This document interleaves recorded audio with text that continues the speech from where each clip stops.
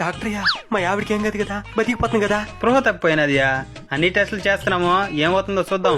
సరే సార్, అదేదో post mortem అంటారే, దాని కూడా చేసేయండి సార్. ఏదైనా ముందు తెలుస్తుంది. అది చచ్చిపోయిన తర్వాత చేసేదిరా.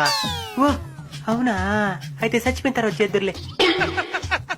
సార్ నన్ను ఒకసారి మా ఆవిడ దగ్గర దొరుకోమన్నాడు సార్. ఓ షిట్, కోమాలోకి వెళ్ళిపోయినది. కోమలకి వెళ్ళిపోయినదా?